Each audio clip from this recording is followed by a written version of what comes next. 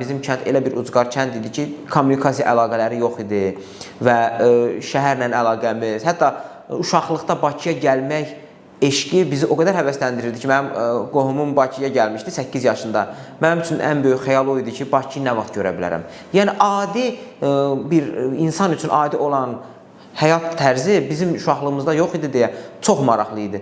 Hələ bir dənə psixoloqun belə bir sözü var. Deyir, nə üçün indi deyir, intihar halları çoxalır, bəzən problemlər, sosial problemlər çox olur. Çünki çoxluğun içində insan özünü heç vaxt xoşbəxt hiss eləmir. Adi, məsələ, bizim əl çatmaz olan geyimimiz, bir paltarı bir sezon, məktəb sezonu geyinirdik. Yəni, indiki uşaqlar 3-4 dəst olmasa, fərqli-fərqli çeşid olmasa, məktəbə getməz. Ancaq hətta biz elə bilirdik ki, belə də olmalıdır. Bir ayaqqabı 1 il, 2 il geyinilirdi.